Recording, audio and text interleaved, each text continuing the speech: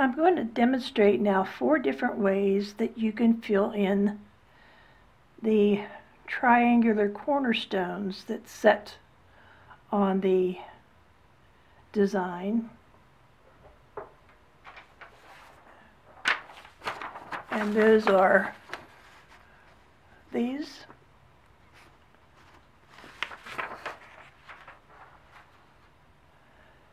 So the first one is going to be very simplistic. We're going to go ahead and stitch around the square. And if you have a ruler, you can use it. The stitching lines are pretty short, so I think you can manage without.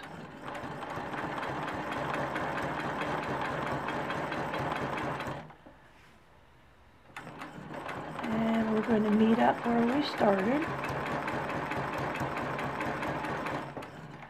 Now, what we're going to do here is we're going to stitch up until we get to the intersection. We're going to stitch across and double back, go across the other end and double back until we get to the intersection. Go all the way back, and because this line was stitched twice, we want to do the same thing with this line, so we're going to come all the way back down again.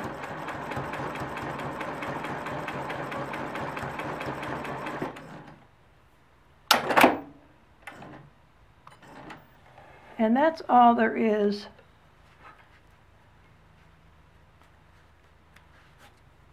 to stitching that block. Pretty easy. Now let's do another one. Again, it's marked just exactly like that one, but we're going to treat it a little bit differently.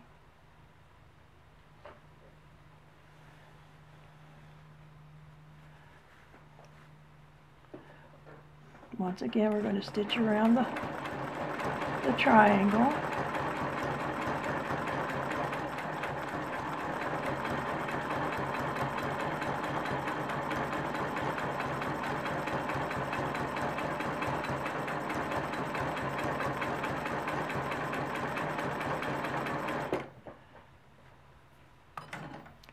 Now, instead of just doing a straight line, we're going to do the orange peel. So I'm going to, let's see where I'm going to start this at. I'm going to go up here, stop at the intersection,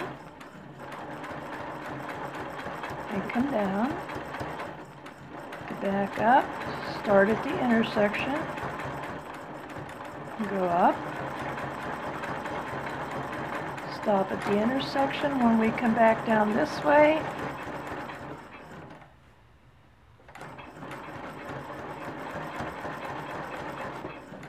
I have a little thread malfunction going on here, so let me cut that out of the way and see if I can keep going.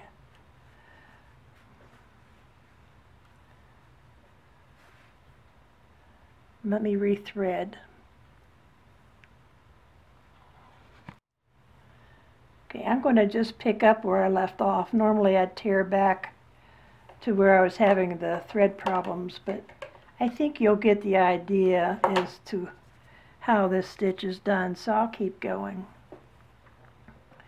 So I'm going to continue up to the point.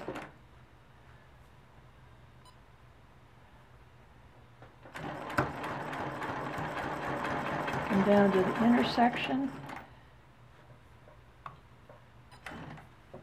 And I'm going to trim this thread out of the way so it's not distracting you. And then down to the where we started. And now we're just going to do the bunny hop from one corner to the other corner.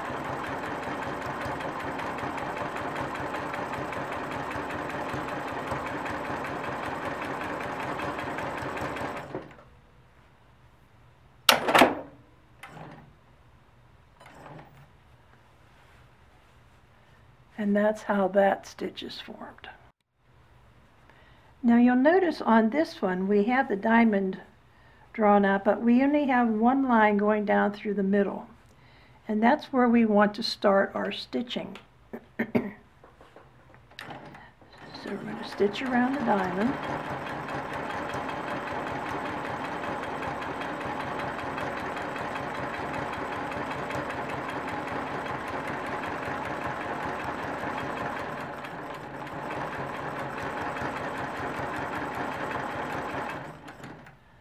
And we're going to stitch down the middle just until we get to the intersection of the middle. Even though we didn't have a line drawn, we can visualize where that would be. Now I'm going to stitch segments. So the first one is going to look like a kite. It's going to come out diagonally, go up to the point, and back down diagonally, and meet back to where it started. Now you'll notice how it's not touching the line of that was stitched around the diamond. It just comes up to, but not touching. Now we're going to do another segment like that, up to, but not touching. And another segment, up to, not touching, and all the way down to the line. Now we're going to do the same thing on the other side.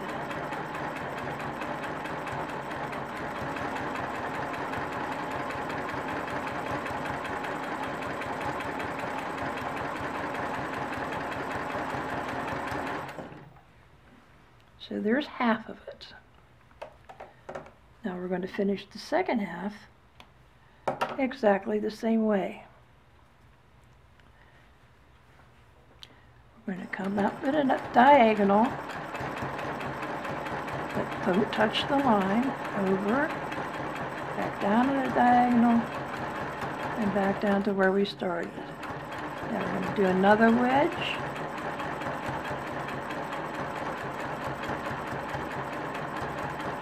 And the final wedge comes down to the line and walks across. Now this one is the same thing on the opposite side.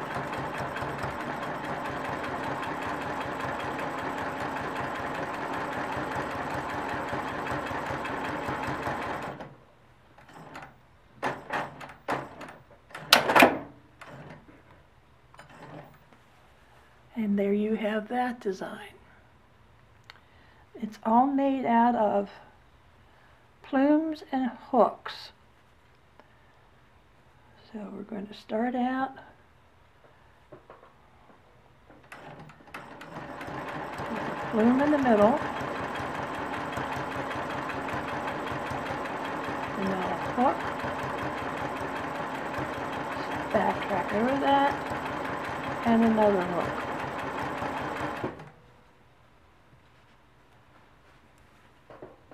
Do the same thing on the other side. We do a hook, backtrack, and another hook. Let's walk around till we get to the middle of the next segment. Now turn so you can see. Go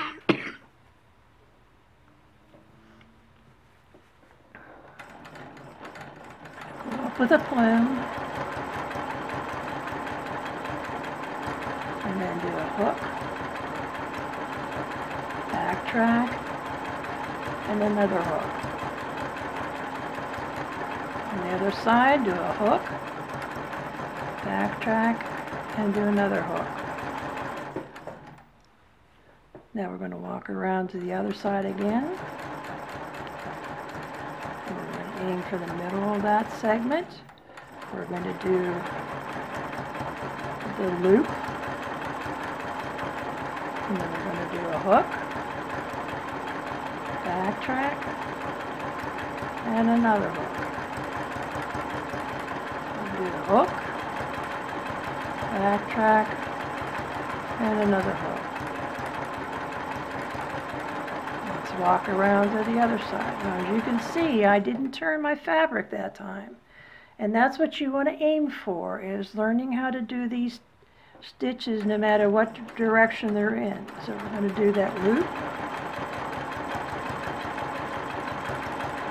We're going to do a hook, backtrack, do another hook, and down. Come up and do a hook, backtrack, do another hook, and down.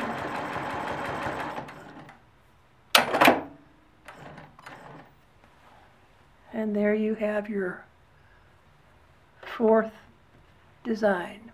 And we're going to start on any side where there's a line, like any one of the corners.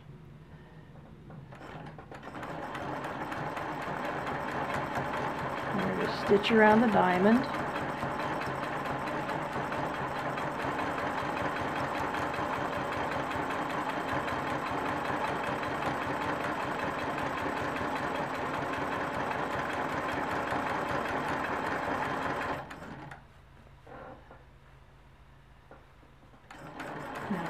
Stitch across,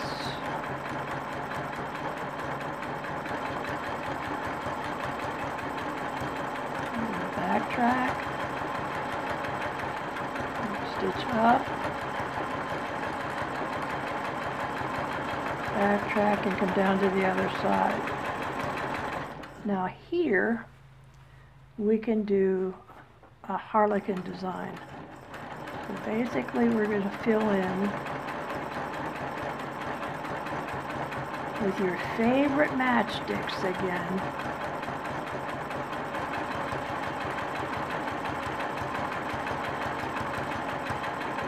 Just so you're getting your hills and valleys in.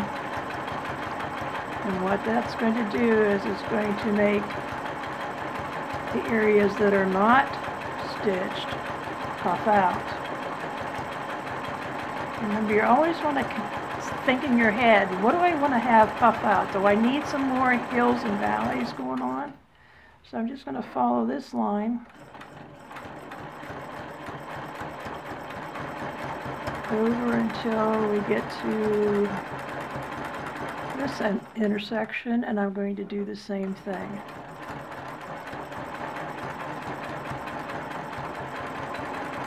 Now you can fill this in with the matchsticks. You can fill it in with pebbles,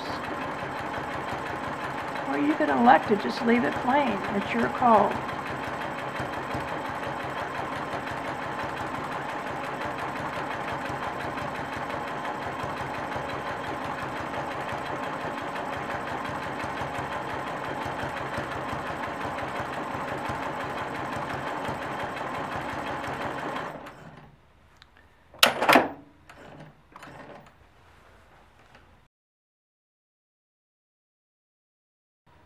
I've stitched some ellipses on my test fabric so that we can go over what we can put in the center part of the plate where all the drips run down.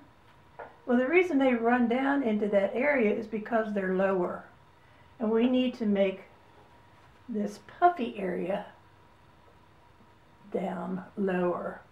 That will make the rim of the plate stick out, and that will make our ice cream block stick out. So here are some ideas for how to fill that in.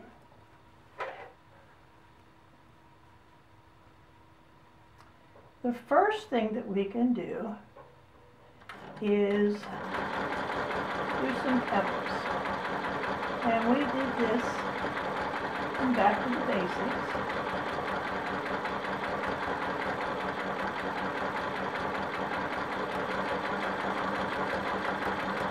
But you can see how this is pushing that puff down, and it will make your ice cream block stand out, and it will also make your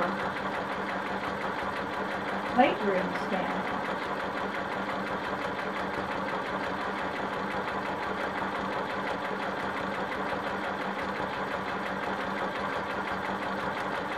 And you don't have to worry that your pebbles are not exactly all the same size.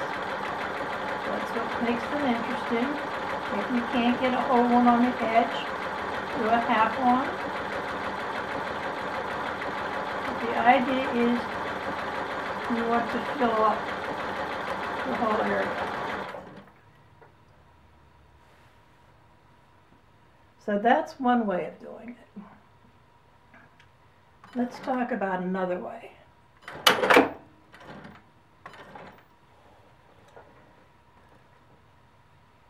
This is also from Back to the Basics, and it's the wishbone. So we can start out here. And remember, what the nice thing about the wishbone is that you can make it as tall or as short as you want. So all we want to do is make sure that we're keeping the wishbone perpendicular to the line around the ice cream square, so it's not slanted.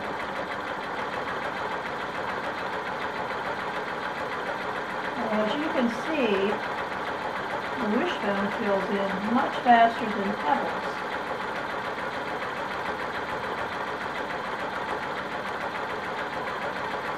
But it does a nice job in pushing that cushion down to allow your rim of your plate to stand out and your ice cream to stand out.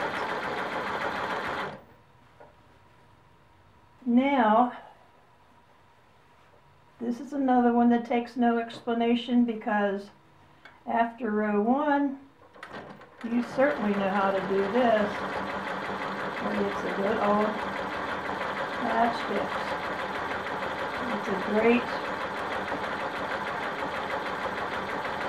stitch to reduce the plumpness of your batting in certain areas, to make other areas stand out.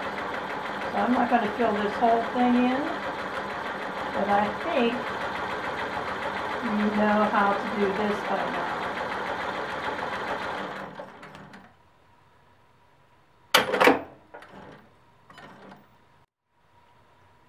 Here's another design that we haven't done before, and it's called ribbon candy.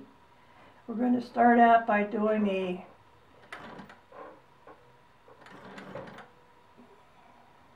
reverse C here. So it almost looks like a pebble, because we're trying to fit this in here. So if you look, I'm going to go real slow. I'll slow it down. It's almost like going a pebble, but we're going to come down midway down the stitch, hit the circle below it in the center, and back up, hit the other one at the center of that curve, and as we get to the center of this stitch, the ribbon candy will get bigger.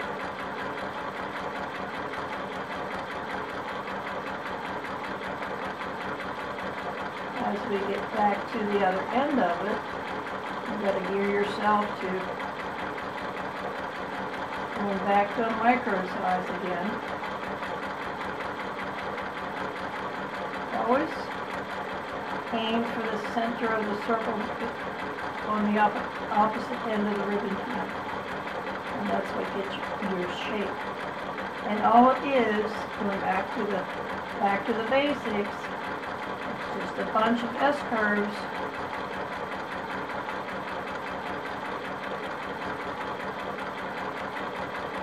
that get smaller and smaller, smaller, until it's done.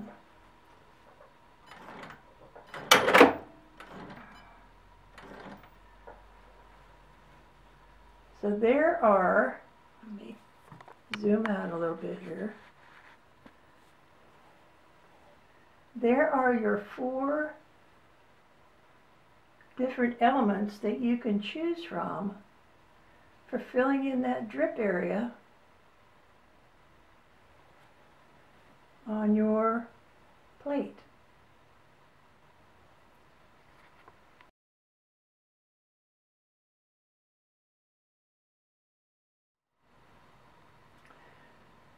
talk about some ways to fill in the tablecloth now that all your centerpieces are done. We can use the pebbles, like I've shown you here, or we could use the drips into a beautiful puzzle, like I've shown you here. You could do a combination of swirls and pebbles and the paisleys. Or, if you remember, back to the basics, we did a bear claw. Now, whatever you choose to put in this area, you could even use stippling if you want to. You have to make sure that your design is smaller than what you've put around your plate edge. So if you look at these paisleys, they're smaller than these are. So they're not taking center stage. It's allowing these to take center stage. It's allowing these to be small enough to push the batting down and do its job. Another option that we can use for the tablecloth is a design that we learned in Back to the Basics. Now, we learned it in a bigger size. It was mainly for an all-over design, but you can reduce that down, just like we reduced the paisleys down in size. We can do the same thing with the bear claws. And let me show you how we can do that.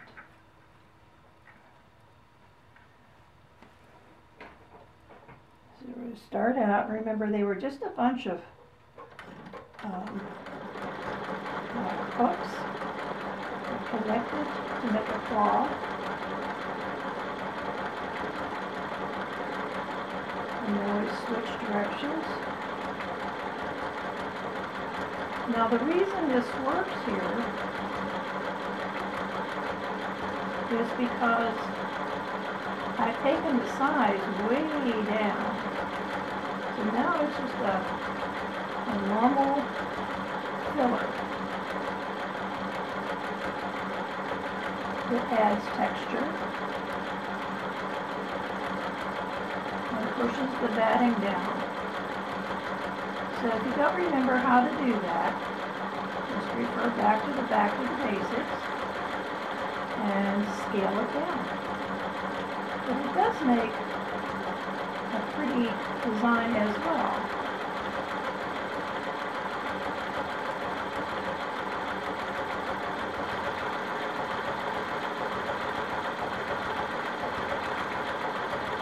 And you can just change the direction by which direction you make the hooks go.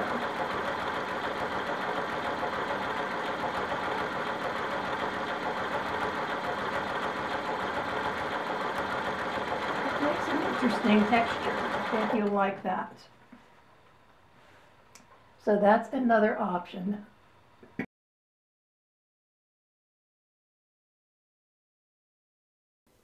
Phew, that was a lot to cover, wasn't it? Well, let me show you how you can now put it all together. If you take a look at my finished row 2, you can see that I chose the scalloped clamshells for the topping on my ice cream. I then chose the lazy candy cane finish to go around the plate edge, which turned into beautiful feathers. I then chose the pointed star for my plate handles. I then chose the matchsticks fill to fill in the center of my plate to have a place for all the syrup and stuff to run down into. Last but not least, I chose the paisley or the drips into a beautiful puddle for my tablecloth. This whole series of lessons for row 2 is to develop your skills in how to do your own whole cloth quilt. I've shown you various stitches, where you could use them, why you would use them there, and now it's time to develop your own row 2. So get out the practice sheet that I provided you and start sketching. See what you like, which elements you like to put together, and make your own row 2 uniquely your own. I can't wait to see what you all come up with.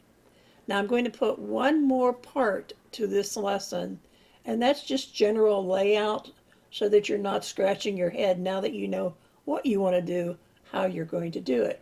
So I'll see you in the next part.